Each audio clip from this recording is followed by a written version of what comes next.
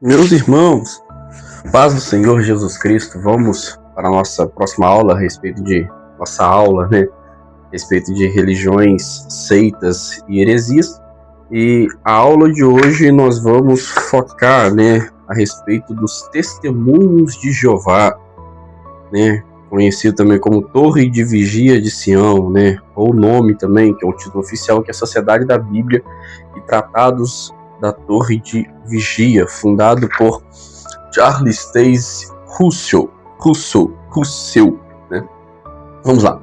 O que devemos saber, ou o que precisamos saber a respeito... Estamos aqui primeiro, né, antes de eu começar essa aula, todo o livro didático a respeito desse curso é do Seminário Teológico Paulo Leivas Macalão. Então, se você ainda não faz parte do nosso curso de teologia, eu te convido a fazer parte de um curso, né? Você tem acesso a todas as aulas através do YouTube, mas você pode ter acesso também ao material didático entrando em contato conosco, né? Logo no início deste vídeo já deixo o meu número de telefone no final também, para caso você queira aprofundar nos estudos bíblicos a respeito do nosso Seminário Teológico Paulo Leivas Macalão. Você tem total liberdade de entrar em contato conosco, amém? Bom, vamos lá, né? Testemunho de Jeová. A nossa aula de hoje será focada a respeito das testemunhas de Jeová.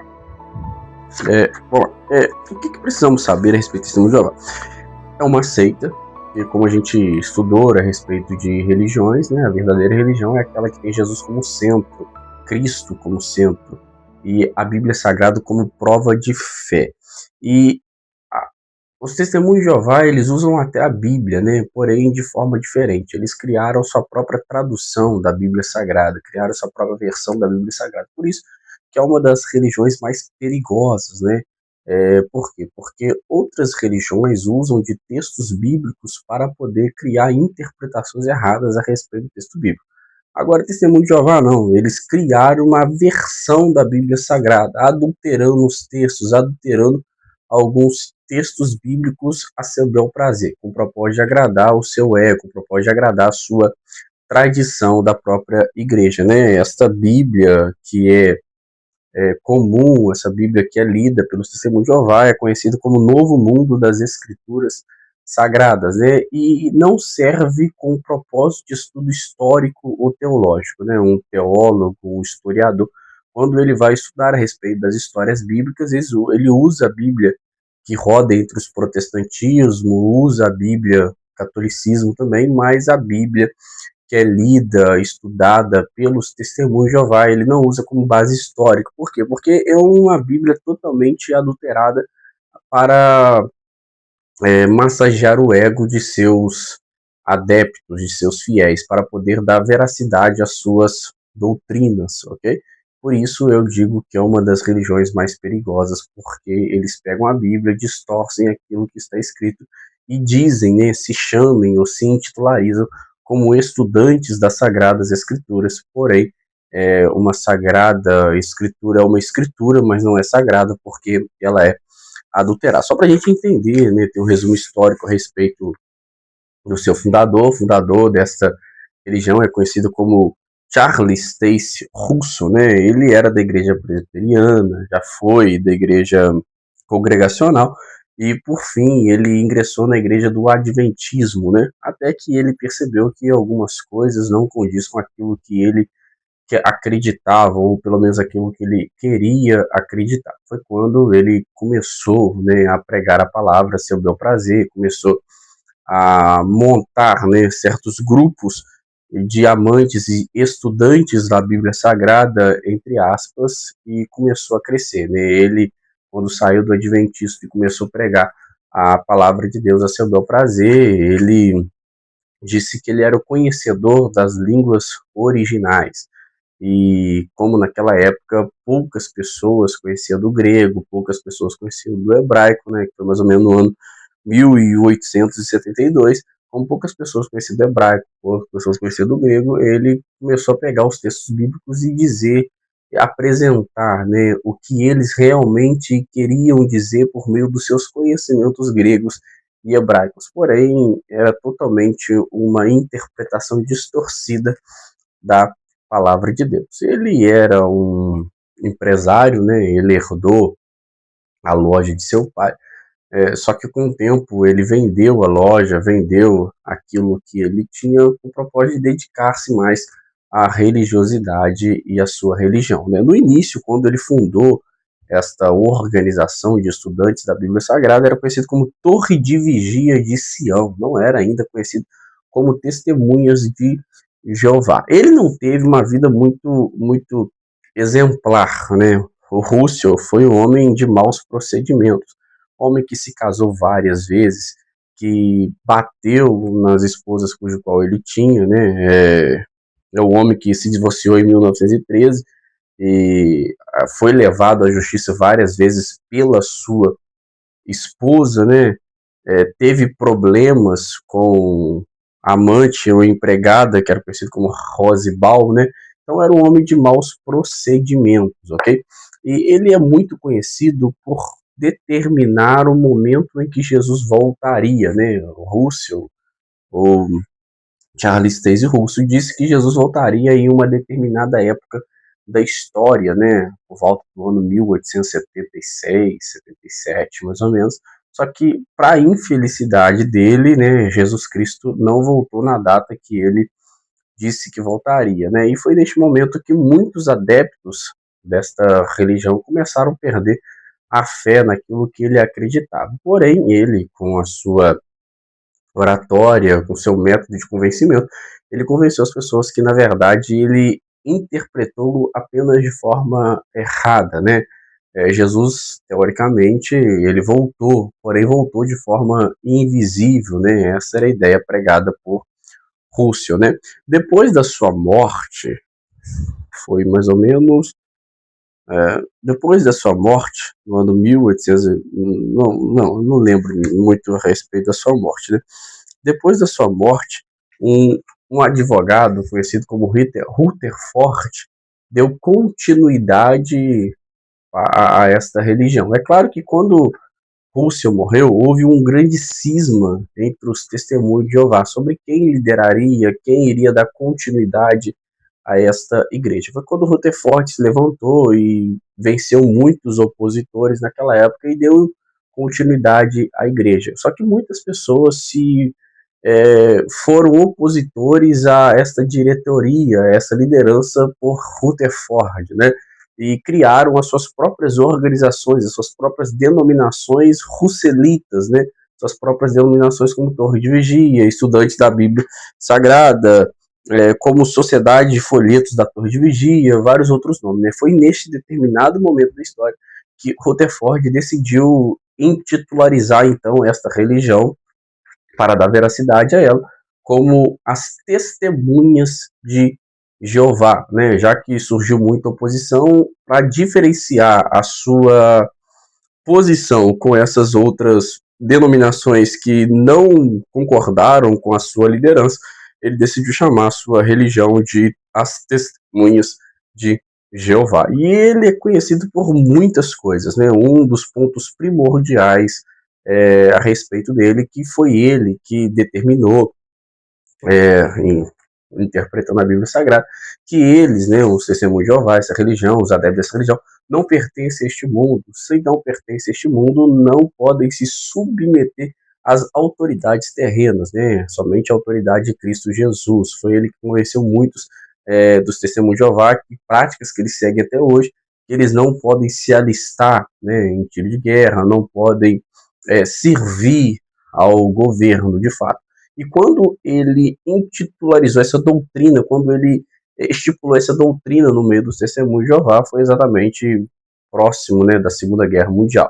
Inclusive, Rutherford, juntamente com alguns diretores, foram presos, né, por incentivar os seus fiéis e seus adeptos a não servirem ao governo. Só que em um determinado momento ele foi solto novamente, todas as suas acusações foram retiradas e até hoje os testemunhos de Jeová são protegidos pela lei, né? Os adeptos a esta religião não são obrigados a servir por conta da sua fé, né? Por conta da sua doutrina. Foi Rutherford também que afirmou, né? Ele mudou a data, né? Ele disse que Jesus ele voltou, já que Russell disse que Jesus voltou em 1876, 77.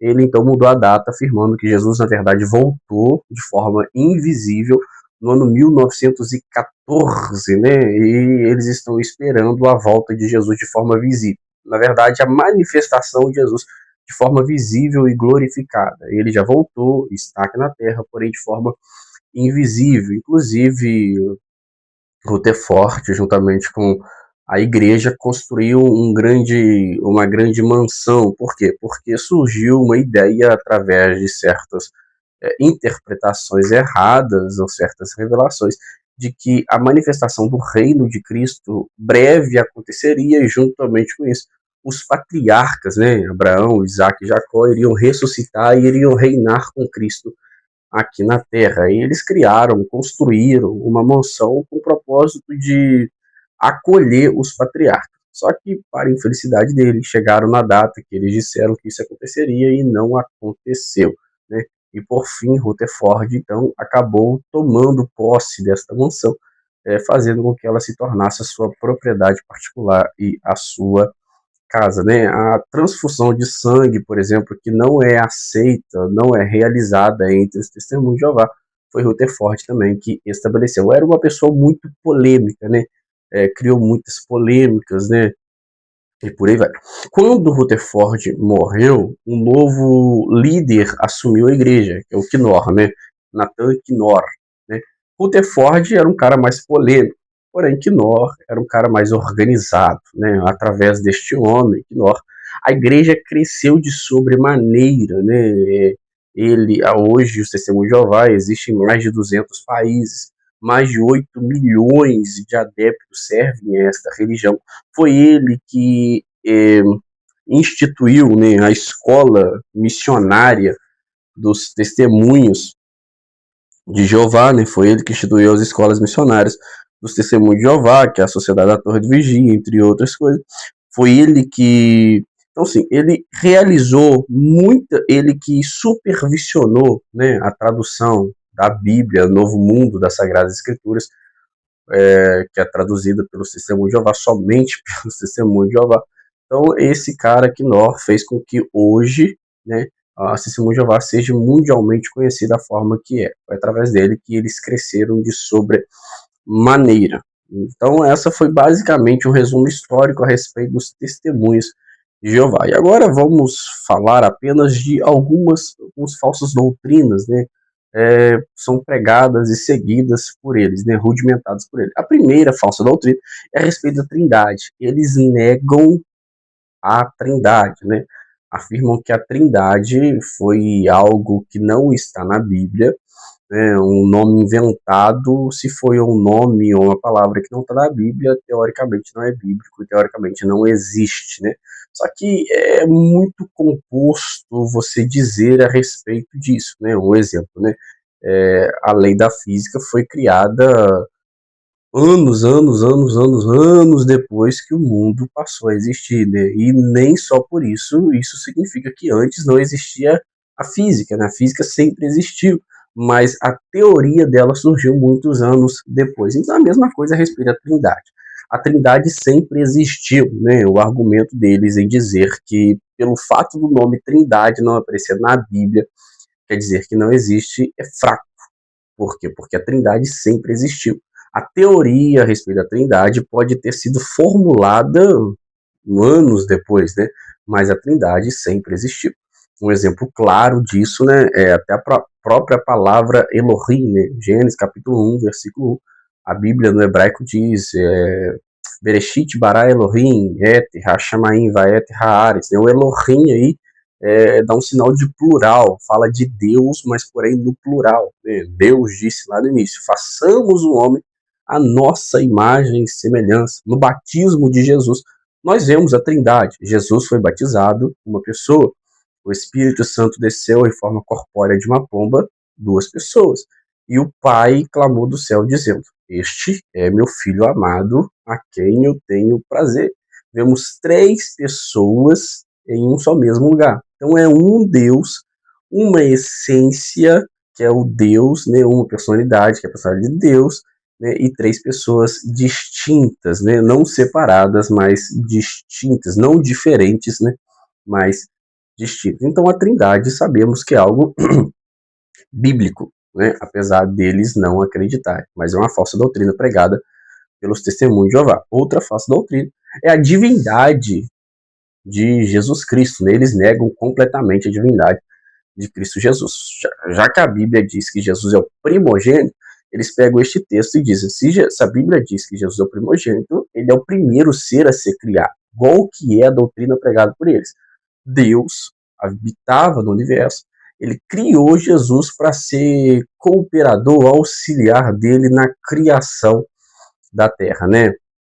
E negam completamente a divindade de Cristo Jesus. Inclusive, a respeito da sua Bíblia, Novo Mundo, né, das Sagradas Escrituras, eles pegam João, capítulo 1, versículo 1, aquele texto que diz que o verbo se fez carne, habitou entre nós, o verbo estava com Deus, o verbo era Deus, né? Eles pegam este texto e dizem que o verbo, a sua Bíblia está escrito verbo, não que o verbo era Deus, mas na Bíblia dos Testemunhos de Jeová, na tradução do Novo Mundo, está dizendo que o verbo é um Deus, né? Ou seja, Jesus é um Deus criado, né? Com base a ideia do primogênito. Mas sabemos que a Bíblia, quando fala do primogênito, a Bíblia não fala do primogênito primeiro ser a ser criado.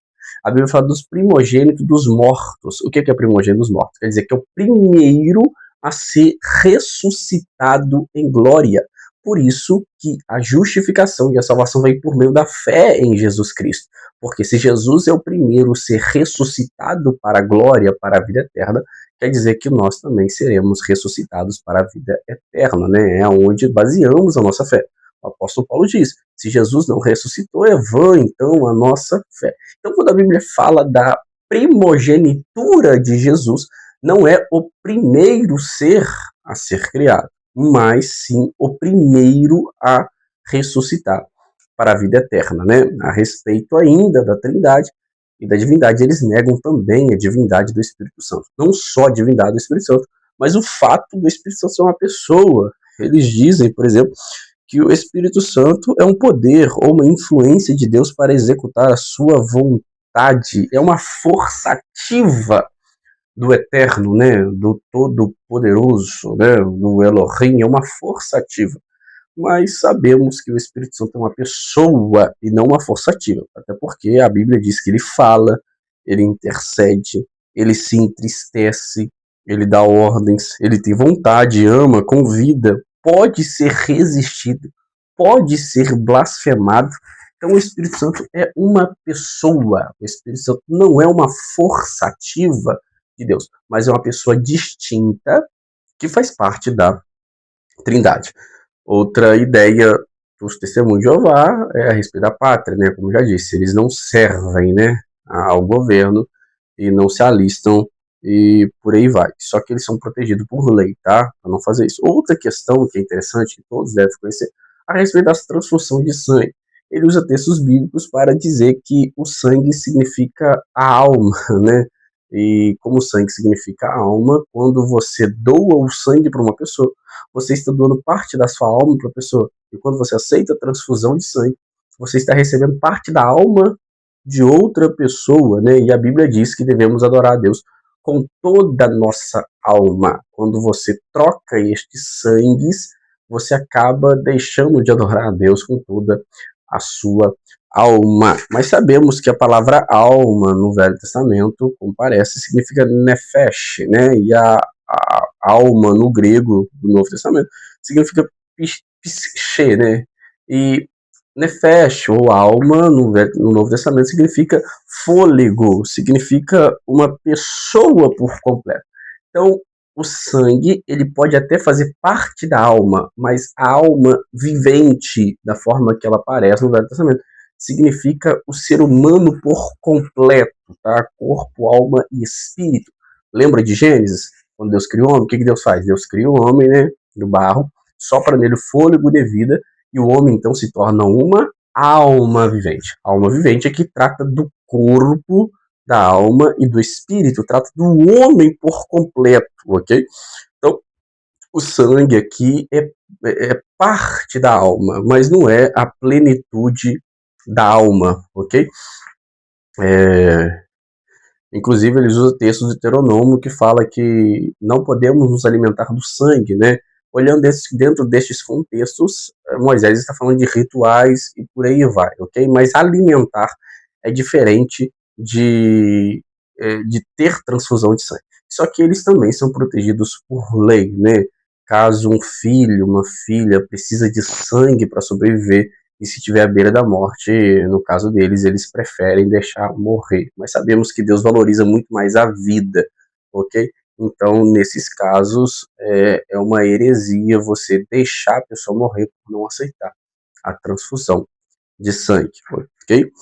Outra questão deles também é a respeito da morte, tá? Eles são aniquilacionistas, eles acreditam na aniquilação da alma, do corpo do ser humano. Quando o ser humano morre sem Deus, ele tem a sua vida, seu corpo, a sua alma aniquilada. A respeito do inferno, eles não acreditam, né? Muitos deles, alguns até sim, mas a maioria não acredita que existe o inferno, tá?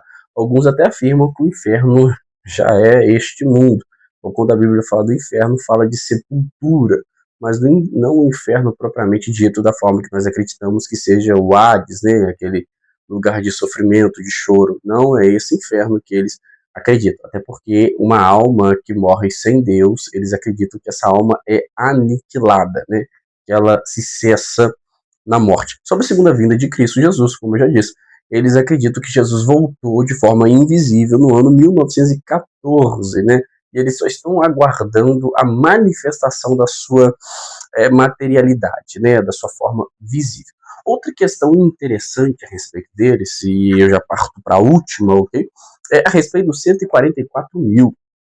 Em Apocalipse, capítulo 14, versículo 1 ao versículo 5, e Apocalipse, capítulo 7, fala de 144 mil selados, né? Jesus, ou Deus, de fato, está de frente com os anjos que virá trazer a tribulação para essa terra, que virá trazer a assolação para essa terra na grande tribulação, e ele libera esses anjos só depois que os 144 mil estão selados, né? Só que existe algumas ideias aqui a respeito disso, né? Aqui fala de 144 mil, em alguns textos fala que são judeus, outros falam que são 12 mil de cada tribo, com exceção de duas, né? Com exceção de algumas tribos, e falam também que são 144 mil que não se deitaram com mulheres, né? Então, se você for olhar este texto de forma literal, teria que ser pelo menos judeu, teria que ser pelo menos homem, teria que ser virgens, né? Então, acaba fugindo de contexto. O que eles acreditam a respeito desses 144 mil? Os testemunhos de Jeová, no início da sua caminhada, da sua religiosidade, eles diziam que somente 144 mil adeptos, né? Quando a religião chegar aos 144 mil pessoas, Jesus se manifestará de forma visível e então somente 144 mil irão reinar no novo reino de Cristo. Só que eles não esperavam que a sua religião, a religião do Testemunho de Jeová, tomasse a proporção que tomou hoje. Hoje passou de muito mais de 144 mil. Hoje existe um pouco mais de 8 milhões de pessoas em todo o mundo que servem as Testemunhas de Jeová e faz parte dessa religião. Então, para contornar essa ideia a respeito dos 144 mil salvos, eles dizem, então, que são 144 mil que vão reinar com Cristo no céu, né, no paraíso. Agora, os outros, que é a grande multidão, irá reinar com Cristo aqui na Terra. E existem várias ideias a respeito de 144 mil, tá? Como um contraponto à ideia deles, né? A primeira ideia que fala de galardão, né? Serão os galardoados por Deus, né? Que se receberão um galardão diferente, que são 144 mil, se formos ver de forma literal. Eu, particularmente, acredito que seja mais algo simbólico, né? Porque o número da perfeição na Bíblia Sagrada é o 12, né? O 12 apóstolos, 12 discípulos, 12 tribos, entendeu? Então, se você pegar 12, multiplicar por 12, acaba ficando 144, multiplica por 1000, fica 144 mil. Então, aqui eu acredito que esteja falando de plenitude, completude, fala de perfeição, né? Quando atingir um número perfeito de salvos, né? Quando todos os salvos estiverem selados, então o Cristo Jesus voltará para buscar esses salvos, né? Isso eu particularmente acredito, né? Teremos outros vídeos para entrar dentro deste contexto com mais detalhes, né? Mas por enquanto estas são as doutrinas a respeito do testemunho de Jeová. Só para a gente finalizar, eles não são cristãos, ok? Se não acreditam na divindade de Cristo Jesus, não tem os conceitos de Cristo Jesus, os princípios de Jesus como centro e regra de conduta e fé, eles não são cristãos, né? Mas é uma seita, pois prega várias heresias e vai totalmente contra a palavra de Deus. E essa é a nossa aula a respeito do testemunho de Jeová. Eu espero que você tenha gostado. Que Deus te abençoe, tá? E eu te espero na próxima aula em nome de Jesus.